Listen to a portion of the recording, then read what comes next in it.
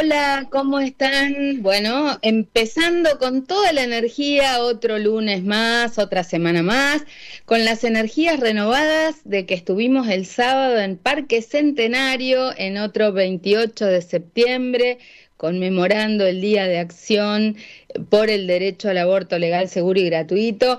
Bueno, después de nuestra convocatoria, que venimos haciendo desde 1990, a Milei se le ocurrió hacer a la misma hora un evento en Parque Lezama.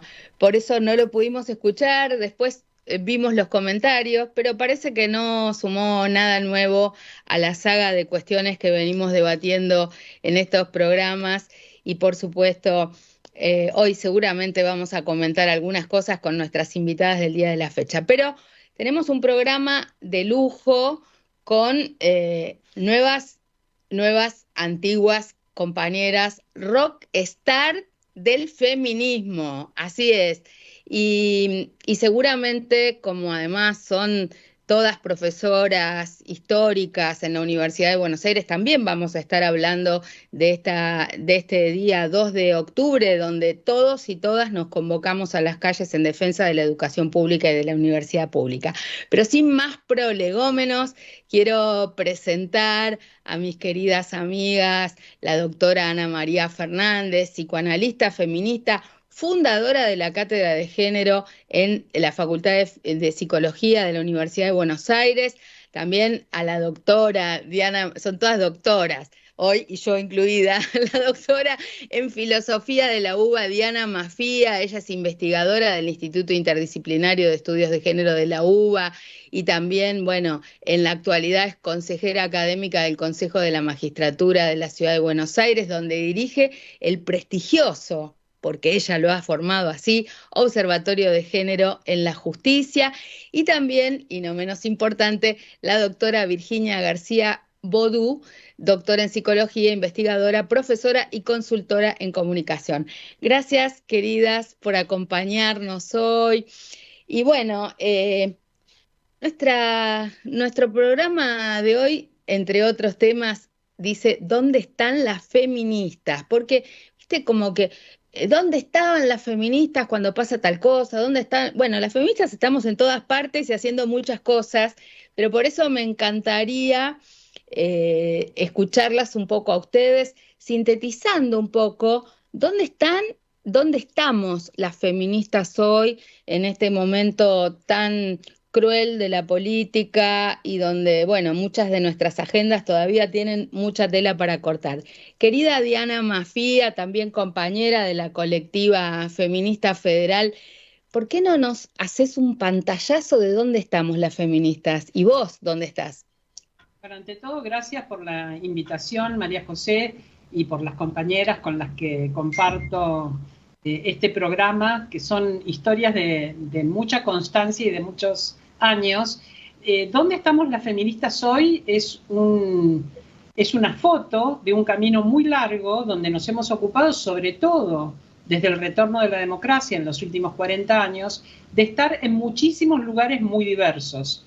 Vos misma, María José, has estado en momentos muy relevantes de nuestra vida política, de nuestra vida democrática, las compañeras también, y también en momentos donde hubo que remar en contra de la corriente, todavía un poquito hay que hacerlo, en la vida académica, en la formación intelectual de quienes van a ser, quienes piensen la sociedad, el país, la ciencia, la técnica, la cultura. Así que estamos en todos los ámbitos. En este momento me toca, quiero aclarar que no soy consejera, trabajo en el Consejo de la Magistratura, fui consejera académica, pero ya no lo soy, estoy solamente como directora del Observatorio de Género, pero también la justicia es un ámbito donde se ha ido no solamente participando, me parece que hay algo muy potente que ponemos las feministas, que es nuestra capacidad de organización, de redes de trabajo, de interacción con otras áreas. Inmediatamente donde haya una feminista va a tratar de tirar cabos como para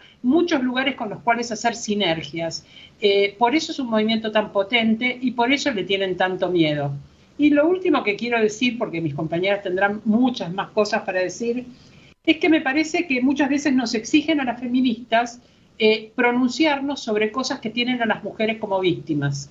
Y la verdad es que exigirles a las víctimas hablar de aquellas violencias que las victimizan es una prepotencia, además de hacernos víctimas de la situación de violencia, decirnos dónde están ustedes que no salen cuando, porque hay también una especie de selección política gourmet, ¿no? Sí, Muy gourmet. Nos dicen dónde quieren ellos o ellas que estemos diciendo qué cosas en qué momentos. Bueno, afortunadamente hay feministas en todas las expresiones políticas, hay feministas en todos los lugares de representación, menos en la Corte Suprema de Justicia, y según parece, todos los partidos políticos han acordado silenciar ese derecho a representarnos a las mujeres en la Corte Suprema de Justicia, porque esto no lo hace una sola persona. De la misma manera que una sola persona no deroga el presupuesto de la universidad, sino es con la alianza de muchos que van a levantar la manito despacito para que no salgan la foto, pero estas cosas se producen, ¿no? Ya vamos a volver sobre estos temas, pero le quiero preguntar a mi querida Ana María Fernández, ¿en dónde estamos las feministas y vos dónde estás? Bueno, creo que hace ya un tiempo que estamos en todos lados.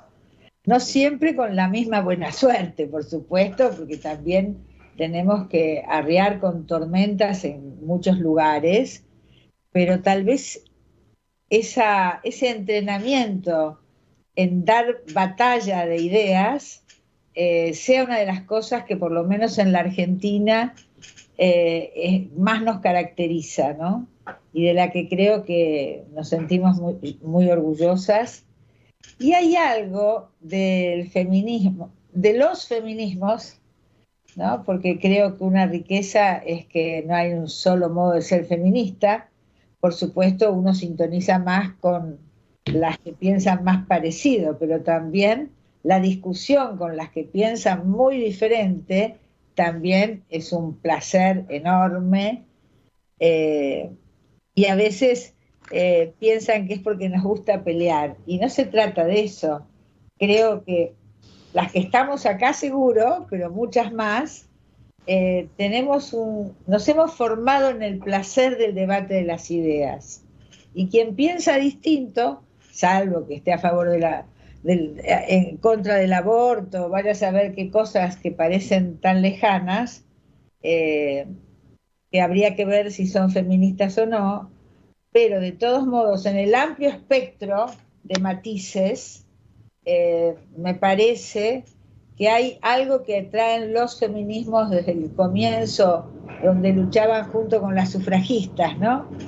Muy desde el inicio, tal vez porque esas primeras mujeres de la primera ola, tan señoras bien, con Miriñaque, y que sin embargo luchaban por el voto femenino y ayudaban a mujeres que tenían que abortar, etcétera, etcétera, se dieron, tal vez porque eran principios del siglo XX, se dieron un modo de funcionamiento naturalmente horizontal, no subordinado a los partidos políticos de entonces, cosa que hay que seguir tratando de que así sea, porque eso se renueva todo el tiempo, y cuando vos ves una masa de personas, grande o pequeña, que se organiza para la acción, más de un partido querría tenerlos, aunque no estén muy de acuerdo los varones de ese partido, porque le armás un acto, le armás una plaza, en fin.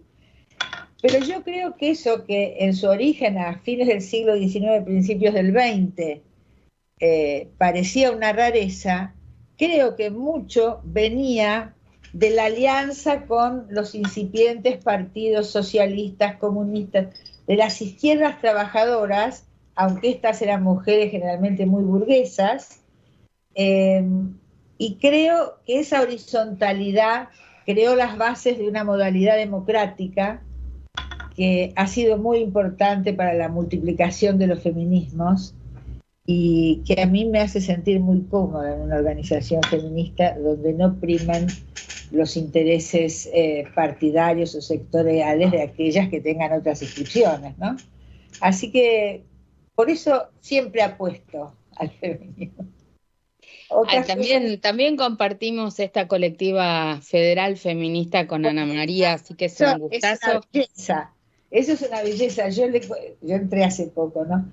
Y le cuento a todo el mundo que estoy en la colectiva y me miran como diciendo, ¿qué importancia le das a eso? ¿Viste? Y yo, ay, sí, porque no sabes, la posibilidad del intercambio, del diálogo, de la discusión, de estar siempre listas a las acciones. Yo ahora ando un poco mal de las cervicales y no puedo hacer casi nada y me siento pésima porque no solo por la causa, por perdérmela.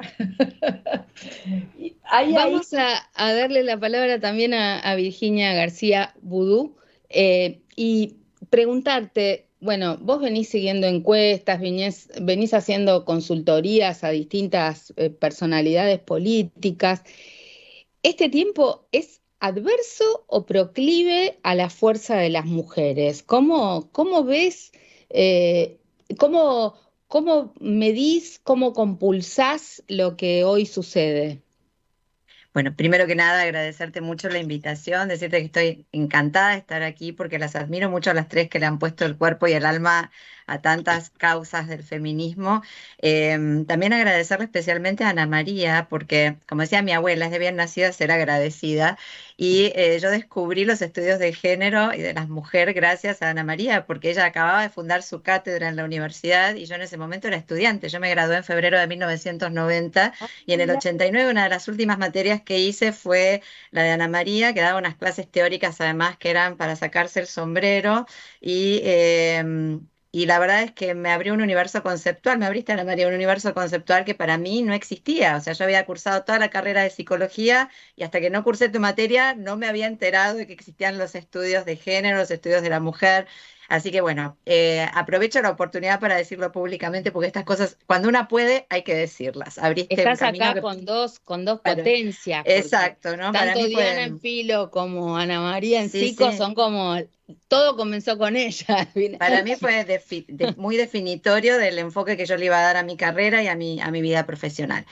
¿Qué decirte? Si yo tengo que ser honesta, pero así honesta, honesta, súper honesta, yo trabajo mucho, mucho desde hace 10 años con ONU Mujeres en toda la región de América Latina, haciendo consultorías en Guatemala, en Honduras, en Colombia, en El Salvador, en Uruguay, Argentina, Bolivia, muchos países. Si yo tuviera que describir la época actual, es una época en la que estamos en la trinchera para no perder derechos adquiridos. La verdad, si yo me tengo que sincerar, yo lo que siento es que estamos en una época de, todas sabemos que con los feminismos tenemos avances y de repente hay momentos en donde viene la cachetada, el backlash, como se suele decir, y nos tenemos que agarrar fuerte para no perder derechos reconocidos y conquistados, ¿no? Yo siento que estamos en uno de esos momentos, es decir, que sí estamos trabajando duro, que sí estamos tratando de posicionar las agendas de género, pero pasan cosas, ¿no? Por ejemplo, hace unos años, en el año 2018, por poner solo una anécdota, me contactan de PNUD de Costa Rica y me dicen, mira, tenemos un problema, que por primera vez tenemos un congreso paritario, y yo digo, qué genial, me dicen, sí, pero la mitad de las mujeres que entraron son evangélicas, ¿no? Entonces ya no es tan genial, porque al final la agenda feminista está trabada ahí, no la estamos pudiendo destrabar. Entonces, digo, no, por ahí numéricamente sí hemos tenido muchos avances gracias a las leyes de paridad, gracias a un montón de herramientas y de acción afirmativa, pero todavía tenemos el desafío de cómo en contextos tan adversos continuar avanzando en las agendas urgentes que tiene el feminismo, ¿no? Agendas en participación política, en mujeres, paz y seguridad, en violencia contra las mujeres, en mujeres y medios de comunicación, estereotipos de género, en fin, hay tantas, tantas batallas que hay que seguir dando, que bueno, yo si bien soy cauta en este momento, porque como te decía, creo que estamos en la trinchera, soy optimista porque también veo que seguimos trabajando y que no hay vuelta atrás, no, no hay vuelta atrás de esto, ¿no? Creo que no, no, es esa la idea, no hay vuelta atrás. Diana, ¿por qué es tan importante visibilizar socialmente que es gravísimo que hayan propuesto para la Corte Suprema al hijo y a García Mansilla? ¿Y por qué estas complicidades de la política? Vos y yo compartimos, fuimos legisladoras de la Ciudad de Buenos Aires juntas y por algún motivo a la gente como nosotras que no se disciplina a lo invotable, la política no se eyecta. Digo, seguimos haciendo política desde otros lugares, pero la política partidaria se toma estas revanchas, ¿no? Contanos un poco lo de la Corte y tu reflexión sobre lo partidario. Creo que hubo, no solamente en este gobierno, porque podríamos pensar que el gobierno de Milei es especialmente hostil con las mujeres, con el feminismo, con la agenda de género, que la desmiente, pero que además es hostil y es violento con esa agenda. No es simplemente que dicen no importa, sino que es violento y hostil y ha hecho retroceder muchas políticas, sobre todo a través del modo en que la voluntad política se expresa, que es el presupuesto, ¿no? Ahora, pensemos que cuando murió Carmen Argibay, había que renovar el lugar de Carmen Argibay en la Corte, y cuando renunció Fait, la propuesta en su momento de Cristina fueron 2 varones, y que eso no avanzó, pero esa fue su propuesta, no fue poner una mujer y respetar aquello que el propio Néstor Kirchner había puesto como algo diferencial en la elección de los jueces y juezas de la Corte. Él dijo en ese decreto 222, que me sigue pareciendo algo muy innovador, y todo el mundo sabe que no soy kirchnerista, pero puedo perfectamente distinguir cuando una política es una política progresista en este aspecto. Puso 2 condiciones que me parece que eran un avance enorme desde el punto de vista democrático. Uno era poner un cupo de mujeres, nombrar 2 mujeres que fueron Elena Hayton y Carmen Argibay, y la otra era disminuir el poder presidencial en la presentación de candidaturas, poniendo una audiencia pública en la cual la ciudadanía nos pudiéramos expresar acerca de nuestras opiniones sobre los candidatos y candidatas. Bueno, hay motivos por los cuales eso después se debilitó, pero no importa, la audiencia pública está. ¿Qué pasó luego? Bueno, Cristina por lo visto no tuvo interés en respetar esta cuestión del cupo. Luego vino Macri, que también hizo una presentación de 2 varones con ese episodio bochornoso que fue nombrarlos por decreto, o sea que no solamente violaba las 2 cosas, la cuestión de género y la cuestión de la democracia en los modos de designación de los jueces de la Corte, con 2 personas muy prestigiosas, que la verdad es someter a las personas a ese tipo de maltratos, incluso formales, bueno, está mal, pero bueno, esos 2 jueces, que eran Rosati y Rosenkranz, están en este momento en la Corte Suprema. De hecho, Rosenkranz fue presidente de la Corte, Rosati lo sucedió, y acaban de elegir a Rosati nuevamente por 4 años más, de modo que esos funcionarios que en su momento se nombraron son gente que mantiene mucho poder dentro de la Corte. Pero fueron 2 varones. Y ahora, bueno, Fernández, directamente Alberto Fernández no nombró a nadie, ni siquiera tuvo la iniciativa de completar eso, que por omisión también es una violación de derechos y una ofensa a la democracia. Y finalmente tenemos estas presentaciones que, bueno, vos has hablado con respecto a esto, María José, largamente, no solamente con respecto al hecho de que se está vulnerando nuestra posibilidad en relación con tener juezas mujeres en la Corte, porque por supuesto lo que dice Virginia es verdad. Los nombres de esas juezas serían seguramente nombres de juezas afines con este gobierno actual. Obviamente no van a nombrar juezas con una rosa roja en la mano, no va a ocurrir eso. Sin embargo, yo separaría la cuestión de justicia distributiva, que implica que tenemos iguales derechos a los cargos de representación, de la cuestión feminista, que es que exigimos una perspectiva de género e interseccional a todas las personas que son efectores y efectoras de justicia, no solo a las mujeres. No queda a cargo nuestro la perspectiva de género.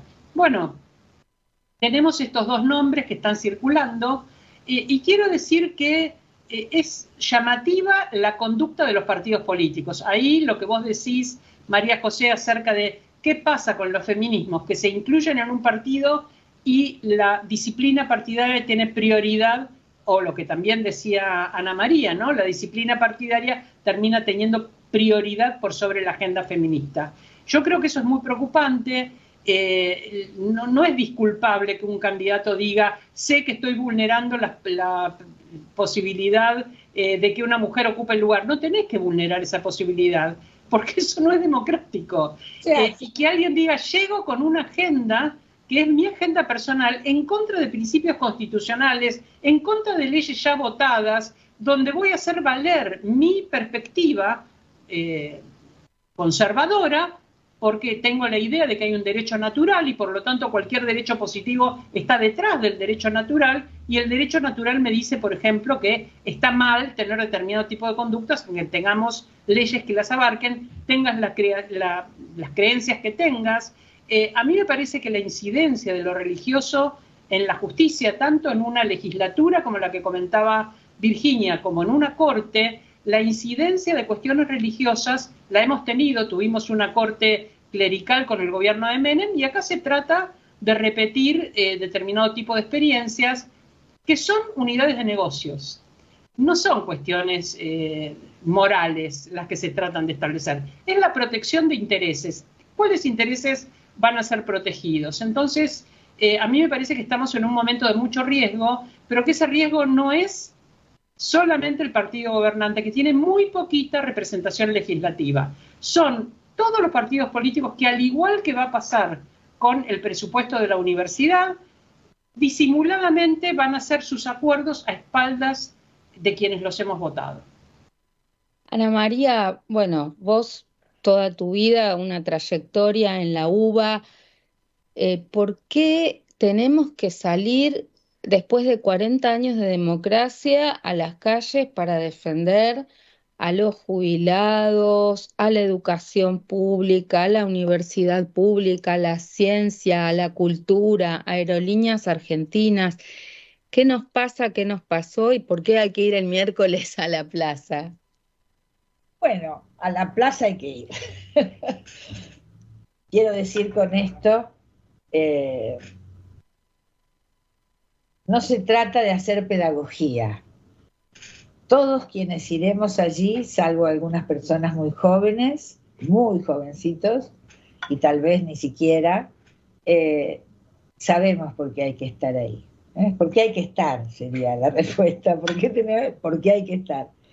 Y a mí, cuando veo a los jubilados y las jubiladas enfrentando a la policía, ha habido algunas fotos que uno no puede creer que está viendo eso, ¿no? Una maravilla de rebeldía, de resistencia. Y bueno, yo creo que estas medidas tan altisonantes, porque uno no puede creer que estén legislando las barbaridades que están legislando, está fuera de norma eso, ¿no? Aunque fueras un democrático tibión, es toda una barbaridad. Bueno, yo lo que creo es que está hecho así para eso. Creo que ese es el modo como reprimir a los ancianos jubilados.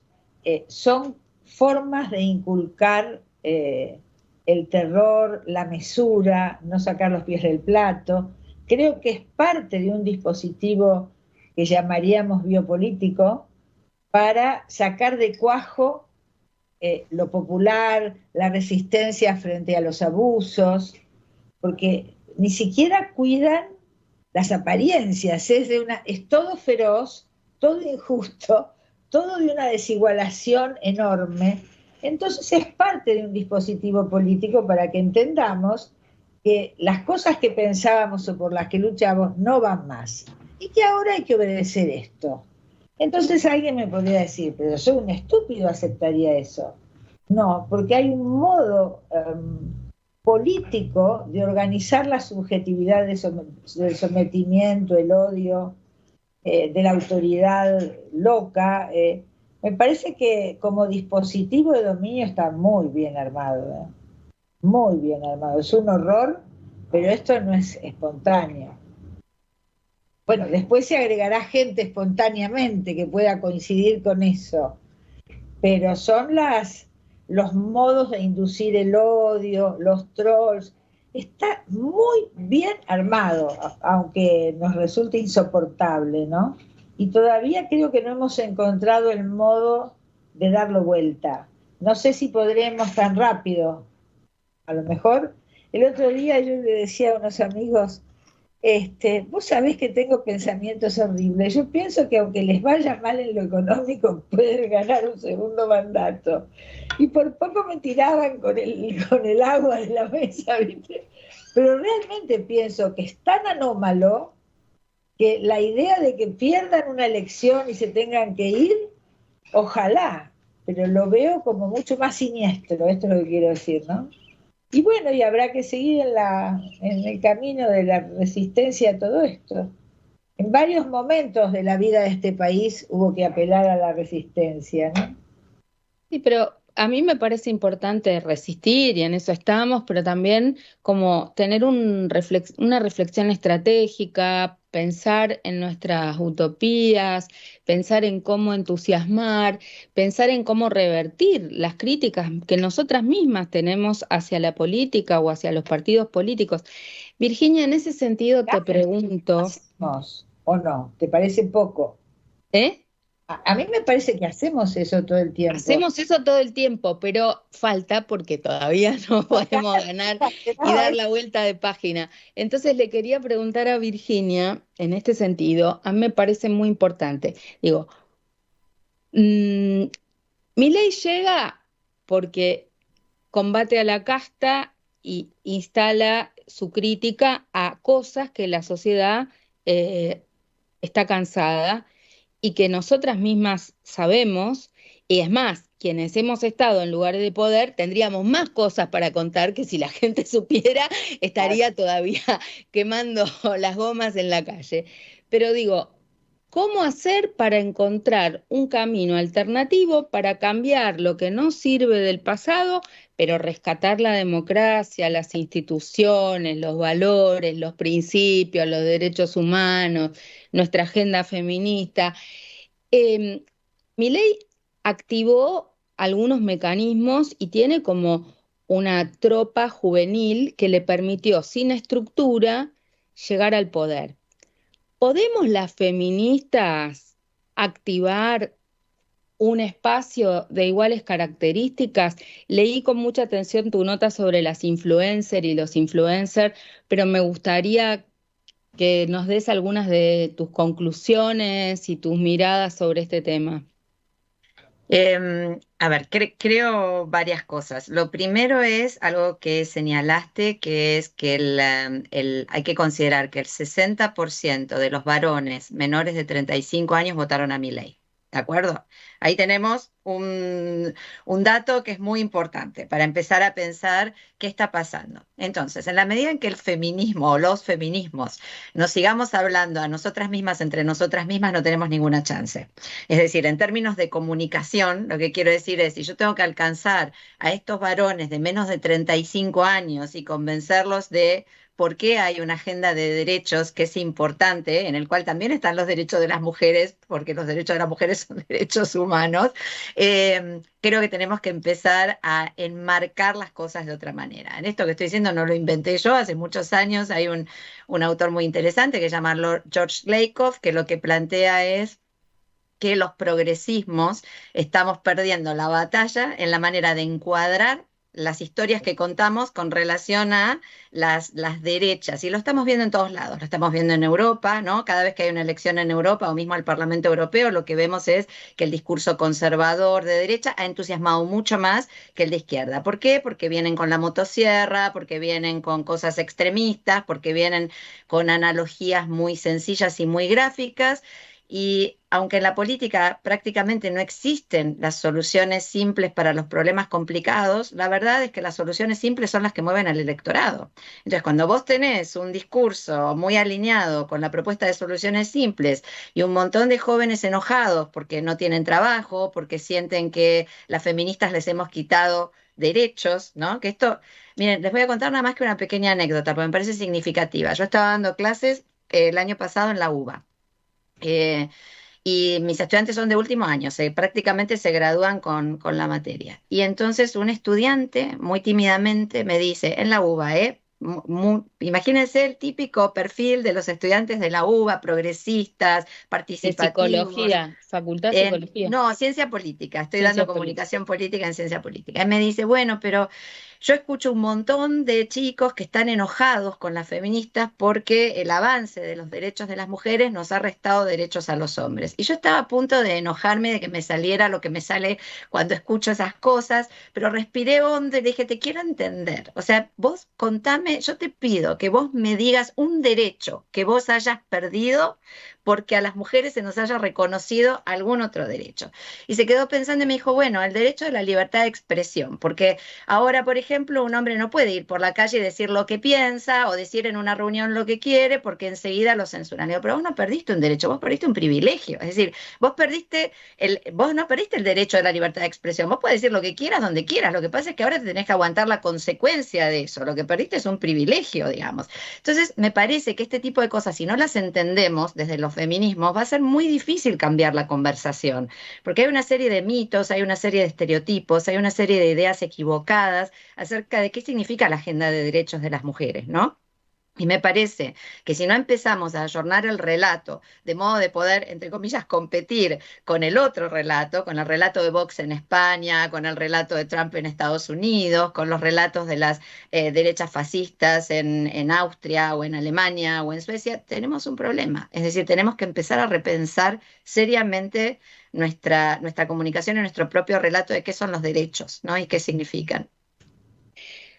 Diana, vos sabés muchísimo y todos estos temas de las derechas hoy en el mundo, de las nuevas derechas, en realidad no son temas nuevos, porque muchos de los discursos que hoy aparecen, reaparecen, pero ya estuvieron en algún otro momento. ¿Cómo imaginás una salida frente a estas nuevas derechas y cuáles serían las nuevas utopías? ¿Cómo deberían ser las conductas, los planteos, los cambios de paradigma? ¿Cuáles deberían ser los ejes de un cambio de paradigma para confrontar con estas nuevas derechas? Una primera cosa que hay que ver es el efecto que tienen el discurso de estas nuevas derechas. Una cosa era en la década del 90 y otra muy diferente es en este nivel de globalización, de alcance de las redes, de los modos de la anonimia desde la cual se pronuncian determinado tipo de discursos muy violentos, de la posibilidad de multiplicación de ese discurso a través de granjas de trolls. Todo eso tiene un efecto, una potenciación descomunal. La manera de regular eso es justamente regularlo. No hay regulaciones porque responden a intereses económicos sumamente concentrados y ellos mismos, los dueños de este tipo de industria, son ellos mismos intereses económicos descomunales. Es muy aleccionador lo que acaba de pasar en Brasil. Bueno, el discurso de Bolsonaro es uno de los discursos de los que estamos hablando, de lo que Virginia mencionaba en América Latina. Es muy distinto el efecto de esos discursos en América Latina que en Europa, en Austria o en Alemania o incluso en España, ¿no? Entonces, el ponerle freno a la posibilidad de que a través de una red como Twitter o cualquier otra red social, X ahora, ¿no?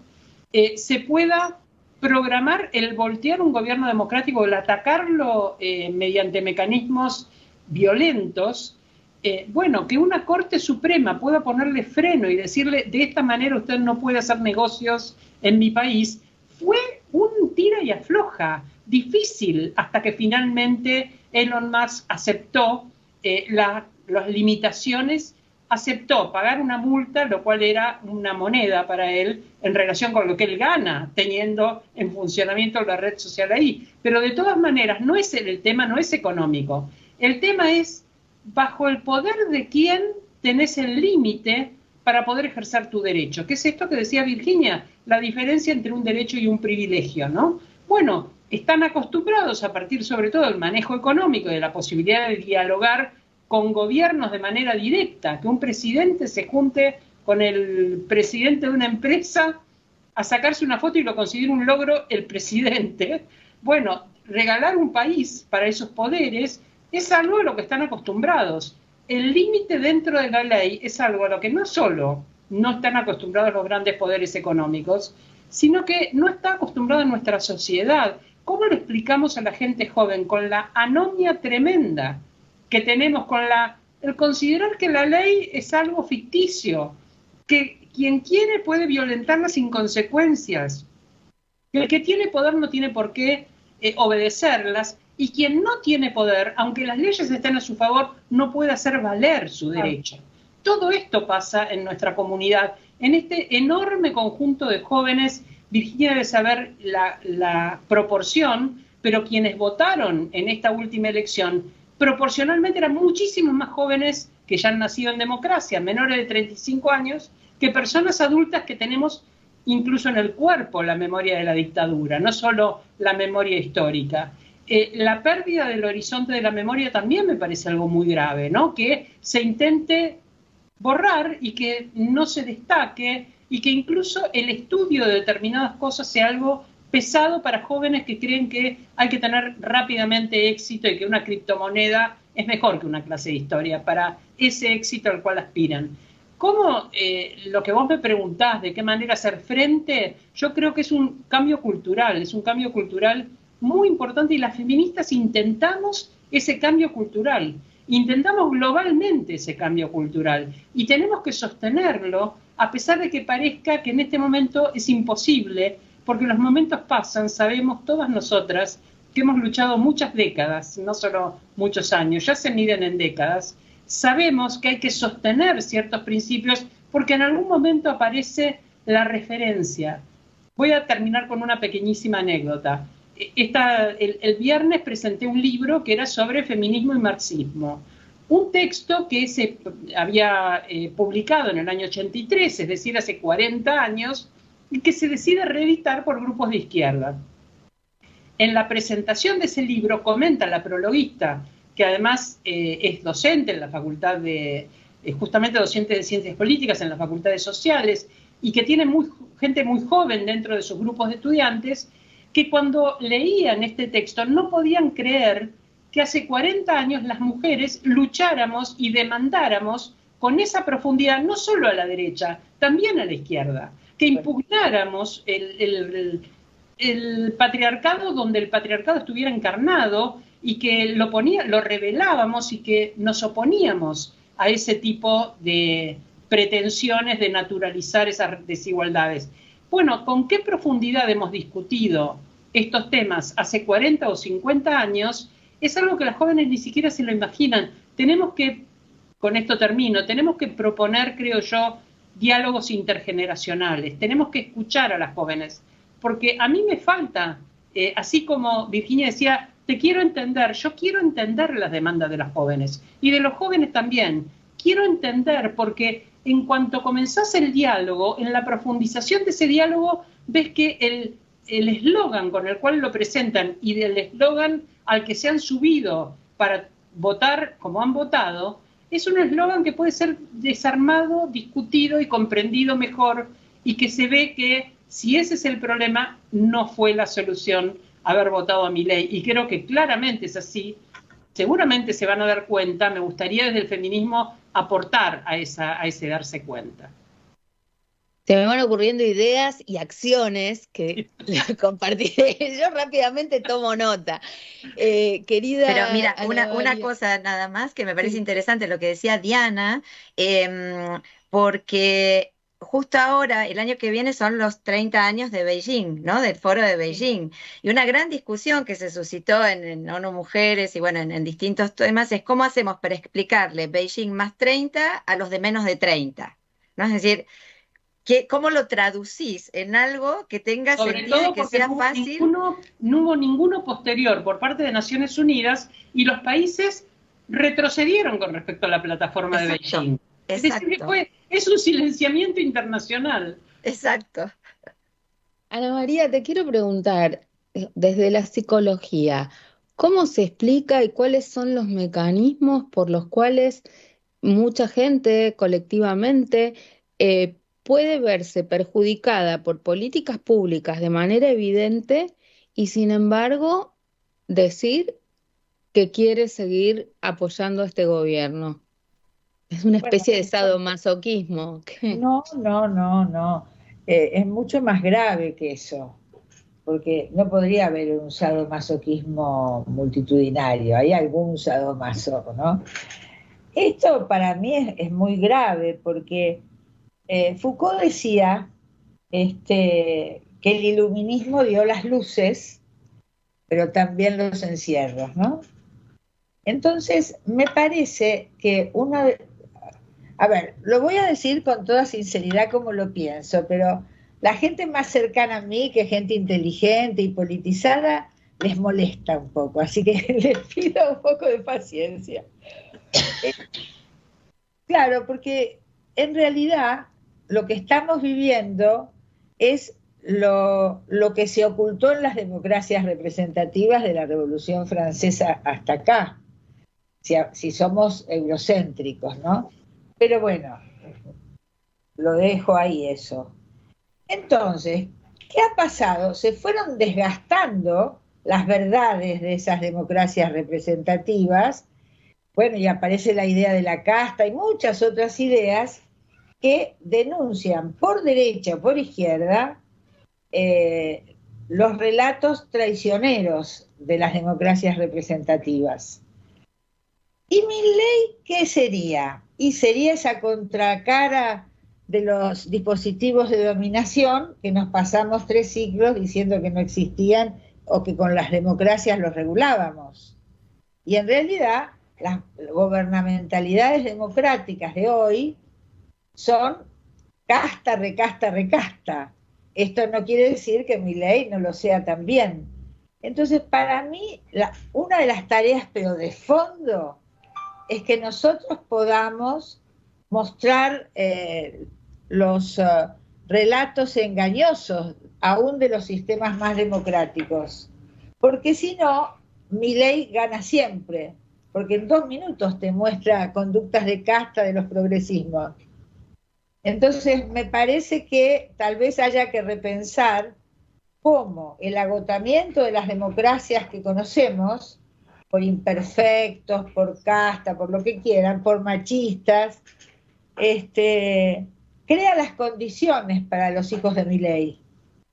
Porque como todo esto es una fantochada, ya vamos manejando la bicicleta y llevándola rápida atrás, ¿no? Y voy a ser un empresario libre si voy con la bicicleta.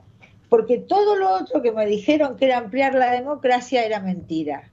Entonces hay una relación para mí enorme entre los triunfos de Milei y las derrotas de las llamadas democracias, pero que siempre supimos que eran muy imperfectas. Solo que uno decía, bueno, no, sigamos con los derechos humanos, ¿viste? Los derechos humanos no te fallaban, porque ahí no había traición, no había negociado, hasta que vino uno y dijo el curro de los derechos humanos. Y yo, casualidad, no causó horror. A lo sumo la gente dejó que eso corriera, pero no salió a desmentirlo más que solo las personas muy comprometidas. Y podés agarrar eso o cualquier otra, una política pública de la mejor intención, y va a estar siempre flaca porque no hay guita para todo, ¿no? Entonces, me parece que una de las cosas que tenemos que trabajar es los pseudos progresismos de las políticas democráticas, porque ahí hay una trampa enorme que de pronto no tiene por qué ser hecha por fulano mengano, ¿eh? No es un problema de qué partido político, es una realidad sociohistórica que tapó una serie de cosas muy feas desde la Revolución Francesa para acá, y ahora quedaste empantanado porque resulta que la extrema derecha te lo echa en cara. Virginia, vos podés reflexionar sobre la Argentina hoy, sus partidos políticos. ¿Por dónde? Porque digo, la izquierda también se cierra sobre sí misma, un partido feminista resulta inviable y por supuesto además las lógicas con las que se crean los partidos políticos y las limitaciones que nos pone el sistema electoral hacen que o estás dentro de un partido y te disciplinás a sus lógicas dedocráticas internas o estás fuera de todo. Y esta revolución que estamos planteando y este cambio de paradigma requiere un sacudón a todo esto, que no pareciera que estén dispuestos a darlo ni Milei, casta, recasta, ni las otras subclases. ¿Vos creés que el radicalismo puede reciclarse, el peronismo puede reciclarse, la izquierda puede abrirse ¿Y las feministas a dónde vamos? Yo creo que todo es posible y más en Argentina, ¿no? Yo creo que en Argentina los partidos políticos, digo, son anfibios, ¿no? De repente hay que pasarse a la tierra, entonces les crece una pata y se pueden anclar en la tierra. Es así, los partidos han sido anfibios. Eh, Creo que, a ver, nuestra Constitución dice que uno vota partidos, no vota personas, por lo tanto, somos un sistema de partidos y los partidos políticos son muy importantes en la Argentina, ¿verdad? Los partidos eligen representantes y nosotros votamos a esos representantes, somos un sistema de Yo partidos. te digo, si volviera atrás al 94, no sé si acompaño con la fuerza que lo hice incorporar esa cláusula. Te digo, estoy realmente, creo que ha embarrado peor la cancha, pero bueno, es para otro día. A ver, Sí. es que también se piensa como una protección a los personalismos que igual se generan dentro del sistema de partido, ¿verdad? Pero es para que no tengas un emperador, digamos, para que las personas tengan que articularse al menos en partidos que elijan representantes y que se supone que el funcionamiento así va a ser más democrático. Lo que sí creo es que todos se pueden reciclar, pero creo que hace falta un fuerte ayornamiento, es decir, a quién le están hablando los partidos políticos. Y acá hablo de todos, ¿no? Es decir, a quién le están hablando los partidos políticos.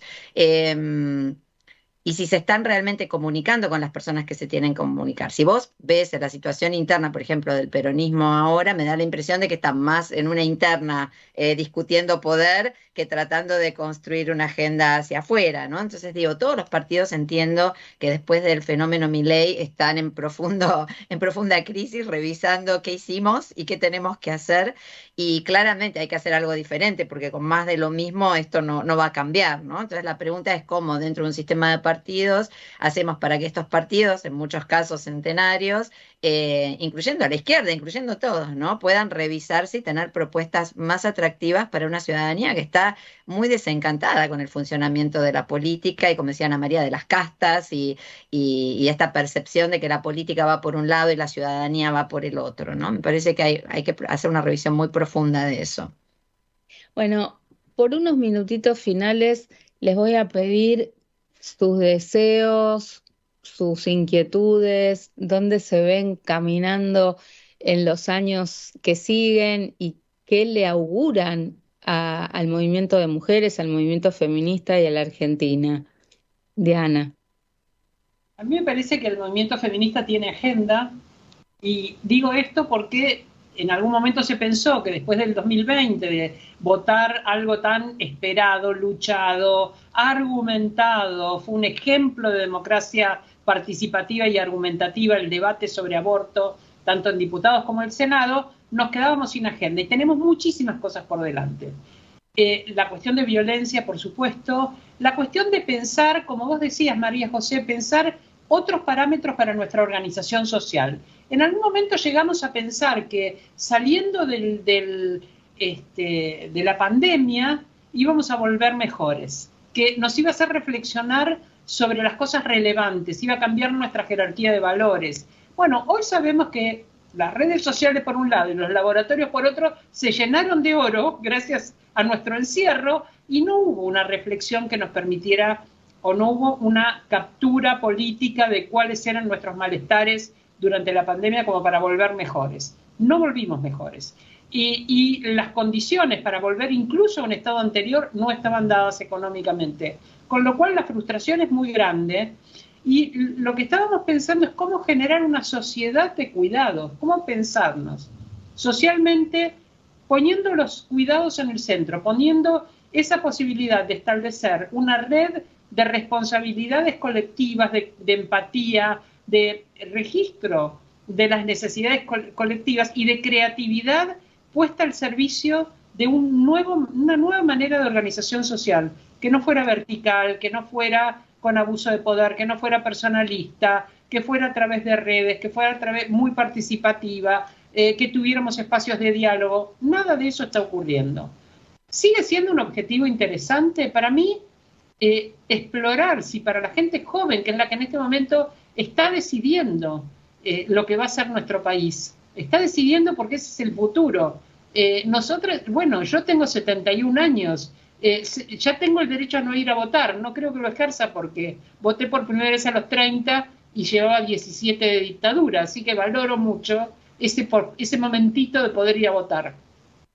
pero cuáles sean las aspiraciones, para dónde va la marea, incluso nuestra marea verde de jóvenes, de chicas jóvenes, para dónde va esa marea, para mí es misterioso y es algo, insisto, en este diálogo intergeneracional que tenemos que tener incluso para comprender. Ana María, ¿podemos dar batallas a nivel nacional sin que sean globales para este cambio de paradigma? Porque, viste, están las teorías del péndulo, entonces dicen, bueno, ahora el Corsi, Recorsi, ¿vos creés que es así o todo puede ser peor o todo puede ser mejor o el péndulo? A veces es así, pero esto no nos da la verdad del movimiento de los cambios sociales. Habrá momentos. Yo he charlado mucho en las marchas con la gente joven, te cruzás con exalumnos, se arma toda una cosa muy bonita, y también en el consultorio. Y una cosa que me distancia, que yo disimulo todo, por supuesto, ¿no? Pero que me distancia de muchas jóvenes de pañuelo verde, es que no se han hecho una pregunta por su subjetividad ni por su sexualidad, que el noviecito nunca va a ser fiel, en fin, todas esas cosas básicas que ya después de unos años de andar uno las tiene bastante claras, pero que cuando yo tenía esas edades eran debates en asamblea de la facultad. Y uno discutía si iba a coger o no, con quién, ¿no? Y todo eso que eran los cuidados, ahí sí estoy de acuerdo que esos son los cuidados. Muy breve. Nosotros en el secundario teníamos un patio con un gran árbol y nos trepábamos ahí para charlar. Éramos 6 o 7 chicas. Y cuando uno empezaba a salir con un muchachito que se venía que iban a tener sexo en algún momento, el grupo se reunía y opinaba si era un muchacho que le iba a saber cuidar. Pero mirá dónde poníamos. Era cuidar, sostenerla, abrazarla, contenerla si tenía miedo. Porque bueno, era el inicio de la sexualidad y era muy importante que la experiencia fuera de calidad entre esas dos personas. Yo cuando cuento eso en talleres, así que lo cuento a propósito, ahí es donde me siento subversiva, más que en cualquier otro lugar. Y las pibas no pueden creer que en los años 50 acontecía eso, que yo cumplía ahora 80, así que... Y entonces a veces me armo la fantasía que bueno, que ahora que ya estoy grande, que qué sé yo, por ahí habría que convocar a hablar de la vida, ¿no? A cómo arman la calidad. Al mismo tiempo te pueden decir, no, me invitó a salir no sé quién, qué sé yo, pero no tiene un mango. Bueno, hace vos la guita, querida, y arma tu proyecto. ¿No? No, tiene que haber alguien que sostenga. Entonces es muy raro esto. Este momento tiene muchachas con una capacidad de acción enorme, que creen sinceramente, así como habrá otras que tienen estas cosas vistas, pero que no se imaginan que tienen que modificar su vida cotidiana, salvo la guita y que él sea fiel. Ya, ¿dónde estamos? Hay cosas que el dinero no puede comprar y poner la vida en el centro y el cuidado en el centro es uno de nuestras mayores anhelos y ruta y guía de nuestra agenda.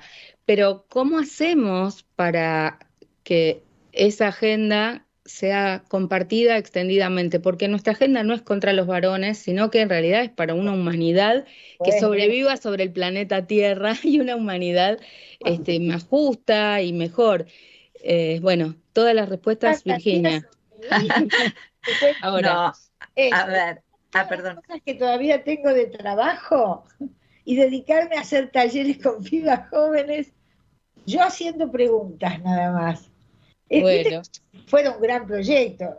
En mi cabeza es con 10 de nosotras que hagamos eso, ya estás haciendo como una avanzada en un nivel de reflexión subjetiva, ¿no? Bueno, por supuesto, es una pavada lo que les digo, pero es para mostrarles por qué pasa la cabeza, ¿no? Que yo nunca imaginé que iba a Las tener. motivé para seguir hablando, pero se nos está acabando el programa y quisiéramos escucharla a Virginia para que cierre con su reflexión final. Nada. Yo quería retomar lo que había dicho Diana. Yo creo que poner en el centro el tema de los sistemas nacionales de cuidado es muy importante. Sabemos que la brecha económica en razón de género está muy vinculada con la desigual distribución de las tareas de cuidado y en ese sentido todo lo demás se asocia, ¿no? Es decir, si las mujeres no pueden acceder a los mismos, no podemos acceder a los mismos niveles de remuneración, no disponemos de la misma cantidad de tiempo, no tenemos quien comparta y quien se haga responsable de las tareas de cuidado que le corresponden, ¿no? Tanto de adultos mayores como de niñas, niños, en fin, todo lo que sabemos, creo que ese es el primer paso para empezar a cerrar otras brechas, las brechas económicas, las brechas laborales, las brechas en los estudios y las brechas en todo sentido, inclusive en los imaginarios, ¿no? Yo siempre digo que cuando trabajo con mujeres en la política, les hacen preguntas que a los hombres nunca les hacen, como ¿y con quién se quedan tus hijos? ¿Y qué piensa tu familia de que vos te dediques a la política? Y digo, todos esos imaginarios están relacionados con esta idea de que las mujeres tenemos que estar más pendientes del mundo de lo doméstico porque es nuestro dominio, ¿no? Y este imaginario hay que romperlo y se rompe cambiando las prácticas cotidianas de cuidado. Así que creo que ese es el primer paso para que realmente ninguna mujer, ninguna joven, ninguna niña tenga que pedir perdón o permiso por su vocación para ejercer sus derechos en el espacio público y político. Bueno, yo les quiero agradecer muchísimo, muchísimo a las tres. Me quedaría hablando horas y seguramente vamos a poder repetir en algún momento en estas combinaciones de diversas pero no dispersas que hacemos en nuestro espacio de donde están las feministas. Muchísimas gracias, Virginia García Budú, espero haberlo dicho bien, Bodú.